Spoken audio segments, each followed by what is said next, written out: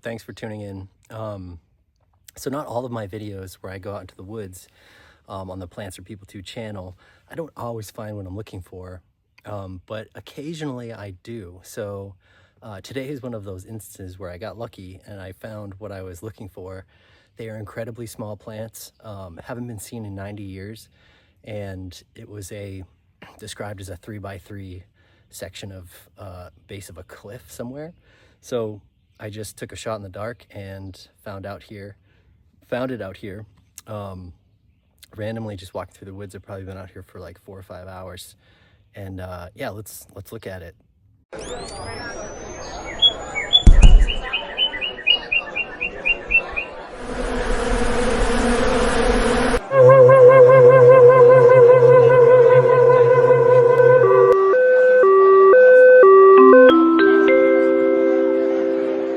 So today I'm following up on a mystery. So there is a botanical mystery that exists for a species called Collinsia parviflora, which is blue-eyed Mary, which is a common plant. Flora has an interesting distribution. It's primarily on the west coast, but there is a historical record for Vermont from June 8th, 1935. So I don't remember what today is, but it's very close to that date. Bunch of cow farms around here. And so what's interesting is that this plant was only known from one record on that day, and the herbarium records, I'll show you pictures here. It's like they took every plant, and these are annual, so if they were taking plants that were in flower or didn't get to put out seed, you know, maybe that caused extinction in that population. But I'm here to try to find it, see if it's still here. And even if we don't, we'll find some cool plants anyway. So this is an interesting plant. This is Borodinea canadensis. It's also called sickle pod. I have found this down in North Carolina, and as these ones were a little stunted, but when they get bigger, they have sort of like longer, more toothed leaves on them, and they kind of look a little stringy. These ones kind of threw me off for a minute because they were so small.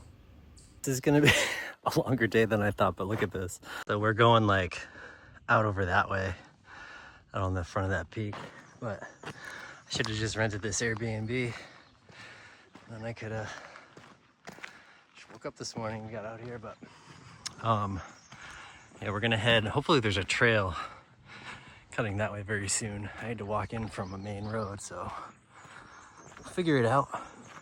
So I'm debating right now whether to go up to the top of the mountain and then bushwhack off the side and then come back to the trail that way, or do it in reverse. Bushwhack out first, bushwhack up the mountain, and then come back on the trail. I don't know, I think I may go up to the top first and see what that looks coming down, and then maybe, as long as I stick to my rule of never going back the same way I came in, maybe just bushwhack for a little bit and then try to find a way around. I don't know how steep that thing is gonna be on the top, but good thing nobody knows where I am or like what I'm doing, so that's good. And no service. So we're on state, much richer soil type. We've got Pedicularis canadensis growing in here, a few little patches of it. So that's a good sign for us. That's what we're looking for today, like that rich site type, but definitely calcareous soils on the western part of Vermont. We're heading down slope right now. You can hear the stream down there. It looks like it cuts out this way, and then that mountain that I was showing you is behind on the other side of the river. So hopefully there's some kind of crossing down here and I don't have to ford it. Right, a bridge. This is called white bear sedge. It's common in like forests and woodlands. It's a rare plant in New Hampshire. In Vermont, I think it's not rare, but it has these almost like you see on plantain leaf sedge, these like corrugations. Much thicker leaves than like laxiflora or what's the other one? Laxiflora, Leptonerva. So those are the two other characters that this kind of looks like, at least in my opinion, when I'm walking through the woods. But these wider leaves with those like corrugations, I think it's called lateral septae, is the botanical term for them. But in a beach woodland, right on the edge of a trail. So here's a cool woodland milkweed species. We often think of milkweeds as being out in fields, but this one grows in a shaded forest. This is Asclepias exaltata. Uncommon in Vermont, so this is an uncommon plant here, but it's growing, you know, in a almost completely shaded overstory, you know, usually found on richer sites. I see this even sometimes up in like Westminster, Bellows Falls area. So makes it over to the eastern part of the state too. But here's some seedlings. But I can prove to you that it's a milkweed. We'll just rip a little leaf off here. And you can see that milky latex. There you go. You see that latex there coming out. So not everything that's milky is a milkweed species, but this one is. This is Gallium lanceolatum, the lance-leaved licorice bedstraw, also known as Torrey's wild licorice. It's a woodland species. In one of our native galliums, we have a lot of non-native galliums, but this is a native one. So I've shown you Virginia waterleaf before in other videos, but these are in flower today. But they're actually a color that I'm not used to seeing. They're like bright purple, like grimace colored purple, rather than their usual white color, which I see 99.9% of the time, and now I'm seeing this purple color, which is really interesting. Check out the purple flowers on that. Gorgeous, and those water leaf leaves, but these things are just like showing up. Now that I've looked around a little bit, purple's actually the dominant color here. Like look at this color purple. It's almost like ironweed color purple. And then you have these other sort of like more whitish ones. But this little patch here is all super darkly colored purple. It's all in here. I'm about to pass over the mountain from the south side to the north side. This is the south side. Bunch of diversity, bunch of cool plants in here. And then look at this. Turns into a hemlock forest. Little biodiversity. Well, hopefully we're gonna come up and around, go up the top of the mountain. I decided to go up to the top of the mountain. So I decided to hike up to the top of the mountain. I'm kind of glad I did. Look at this.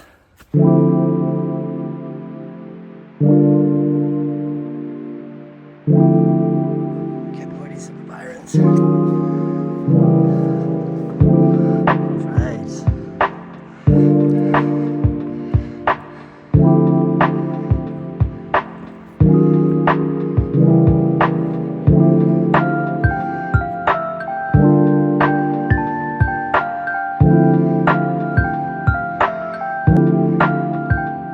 I'm really happy that I came up to the top here. There's a cool cinquefoil species here. It's not a Potentilla genus species. It's called Sebaldiopsis, which is Sebaldiopsis tridentata, which is the three-leaved cinquefoil. It's clearly got three leaves, but they look very cinquefoil-esque. These also have white flowers. But look at the view. Pretty sweet day. It's been raining for a long time. Growing right out on all these cliffy rock ledges. And then look at the leaves here. Clearly three-leaved cinquefoil. And there's quite a lot of it here. So I'm out here today looking for a state historic species called Collinsia parviflora. The last herbarium record for it was in 1935, June 8th. It's within the flowering window, kinda, so maybe we get lucky and we find a state historic species, and then if not, we'll see a bunch of cool other stuff. This is so sick. I actually don't know if I can make it off that side of the cliff. I might have to back up here and like cut down through the woods and around. This side might be too steep. But this thing just like sticking out of nowhere, there's a little trail you can follow down, pops out right here. This place is actually pretty cool. A bunch of that commandra everywhere, blueberries, just like really different type habitat. So I don't know if this translates to how steep this is, but it's like hard to even walk in here. Like, you know, there's the contour of the line and walking in this way. But this, I mean, at least looking from a map, it looks like this has the least amount of steepness to it. So I guess I'm gonna go down this way. Maybe. Hopefully I make it.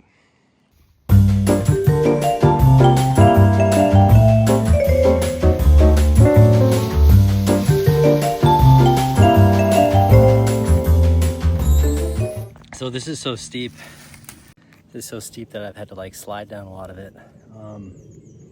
It's a weird, like the leaves are all matted together, so you can't like get underneath to get any traction, and then underneath that is all pine needles. So it's just like, it's just like a water slide all the way down. So I'm getting somewhere. I think I'm maybe about halfway now. It's gonna be a minute before I get down there. It's just, you gotta go slow. All right, so I'm mostly down. There's still some steepness out in front of me. I'm gonna watch my map trying to get to that base, but behind me, a bunch of rocks underneath leaves. So I'm getting to a place where there's like some talus, which is really what I'm looking for. But I think I need a little bit more exposed light. So maybe that cliff edge, if I ever find it, will be good. So I came down out of the woods over there, but check out this little saddle. I'm still up at decently high elevation. I can see mountains off in the distance over there. But look at this little like grassland. These are shagbark hickories. Looks like red maple. There's a butternut over there. Some cherry. Hickory, it looks like. Of course, hop hornbeam. Oak trees in here. But this place is just super cool. There's like a little hickory there. I think this is all Carex pennsylvanica underneath here. And this beautiful little like grassland woodland. This is sweet. Look at that.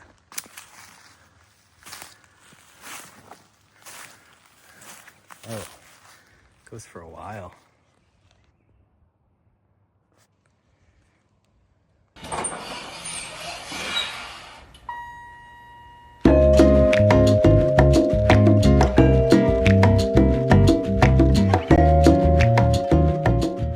So here's a plant I don't see very often at all. It's purple clematis. I've seen it in Dorset nearby, and so this caught my eye, growing on this talus slope here. But then the fruits, it's already gone. I wish there were flowers because I would love to show those to you, but here's the fruits starting to form. So this is a flower that's passed, but growing in a little opening, you know, so there's quite a bunch of it in here. But the little canopy opening, letting this stuff kind of persist in here. But super excited to find another population of this, and a decent size one. It looks like it runs all the way up over there. All right, finally we're here. We're out on that base of that cliff, running around. So we're gonna go up and around the front there and see if we can find that plant. I found that purple clematis, so that was on the list, the original list of plants that were in the area.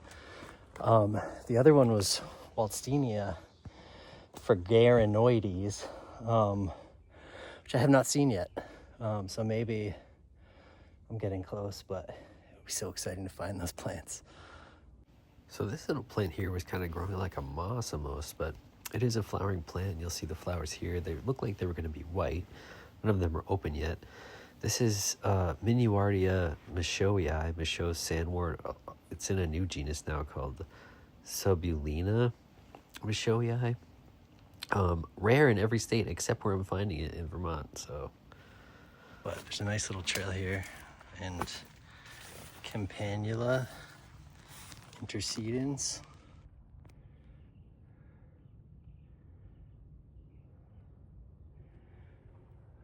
Some geranium, Herb Robert. Holy shit. Well, you guys aren't going to believe this, but I found it. So, state historical species refound after 90 years of being missing. It was described as being a 3 by 3 foot square, and I'm finding quite a few plants here. They're incredibly small, so it was a needle in a haystack in a whole field of haystacks, and I happened to find it. So super cool that plants that we think are extinct are still here. So let's look at it. incredibly tiny plant. It's almost hard for my camera to even focus on it. There you go. So they're normally blue. I'll show you what another picture looks like. These ones are kind of a whitish color, and some of them are a little bit more blue, but I'm seeing mostly white ones, and I didn't realize that they were gonna be this tiny when I started looking for them. But I happened to be coming down along this talus cliff, and I was wondering if I was in the right place, but I ended up finding them here, which is super cool. Oh, there's a bunch of cool plants here. Check this out. This is Celastra scandens. This is American bittersweet. I don't find this in Vermont very often, but terminal inflorescences on the plant are the American one. I just saw this and I was like, oh, there's bittersweet here. But then I looked at it more closely and I was like, oh, wait a second.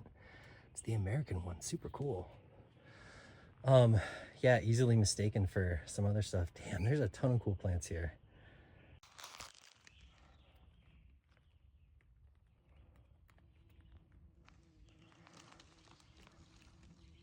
So here's it under a 10x microscope or hand lens. You can see those, like the bluish color on the front part of the petal. Just blown away. Blown away. All right, so mission accomplished. Now I gotta figure out how to get out of here, but thanks for tuning in. Super excited to be able to share this moment with you because it's huge. To be able to find plants that haven't been found in almost 100 years, it's like a big deal. So I'm gonna let the authorities know, whoever, state botanists and people in Vermont need to know about it, so it's here so they can protect it. Luckily, this is protected land anyway. I just don't think anyone's ever actually looked into the story of this plant and if they could find it, or gone out to spend the afternoon trying to find it. And it only took me a little while and a couple years. I've been thinking about this for a couple years. But I finally had the right time period to get out there to see if I could find it in flower. And I did, so anything's possible.